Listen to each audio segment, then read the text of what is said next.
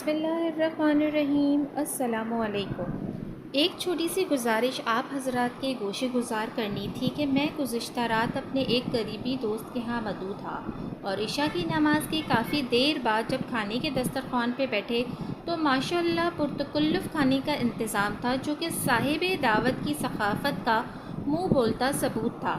کھانا کھانے کے دوران مسجد کے سامنے والے مین گیٹ پہ 3-4 چھوٹے چھوٹے معصوم سے بچے بلی کے بچوں کی طرح بار بار آ جا رہے تھے۔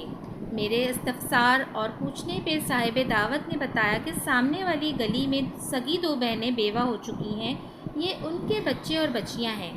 بس اتنی بات سننی تھی کہ میرا لقمہ گلے میں اٹک گیا اور مجھ سے رہا نہ گیا۔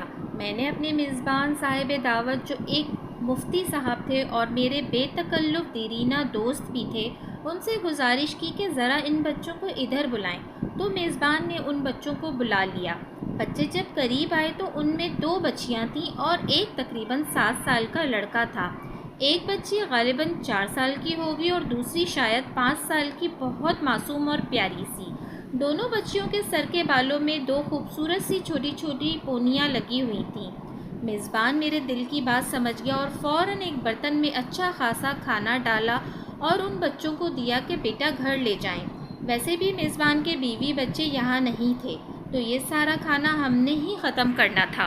اگرچہ وہ بچے کھانا لے کر چلے گئے، لیکن پتہ نہیں کیوں بعد میں مجھ سے تسلی کے ساتھ کھانا نہیں کھایا گیا، گویا کہ دل جیسے اندر سے شرمندہ ہو اور ایک بے چینی سی کیفیت تھی، جس کا اظہار میزبان نے بھی کیا کہ مفتی صاحب آپ نے کھانا بہت کم کھایا۔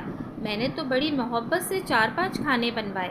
میرے دل میں ان چھوٹی چھوٹی پونی لگی ہوئی بچیوں کا خیال بار بار آ رہا تھا کہ کتنے گھر ایسے ہیں جو ہماری توجہ کے طلبگار ہیں، کتنی بیوہ بے سہارا عورتیں جو ہماری مدد کی منتظر ہیں، کتنے یتیم بچے جو ہمارے دست شفقت کے حقدار ہیں۔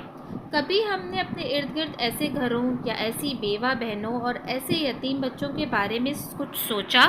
کاش کہ ہم اپنی ماہانہ آمدن میں سے کچھ حصہ ایسے گھرانوں کے لیے مختص کرتے، بھلا 500 ماہانہ ہی صحیح۔ کاش کہ اپنی گندم کا عشر ایسے گھرانوں میں بھیج کر نقد دعائیں لیتے، اپنی زکوٰۃ اور صدقات واجبہ کے ذریعے ان یتیم بچوں کے چہروں پہ اپنی مسکراہٹ کا سبب بنتے۔ صدقہ بلاؤں کو دور کرتا ہے اور رب کے غصے اور غضب کو ٹھنڈا کرتا ہے۔ تو آج سے ہی تہیہ کر لیں کہ ہر ماہ اپنی آمدن میں سے کچھ حصہ مخصوص کر کے اپنے ارد گرد ایسے حقدار افراد تک ضرور پہنچائیں گے۔ اللہ پاک ہماری یہ کاوش قبول فرمائے، آمین ثم آمین۔ جزاک اللہ۔ اگر آپ کو میری یہ ویڈیو پسند آئی ہے تو پلیز میرے چینل کو سبسکرائب کرنا نہ بھولیے گا۔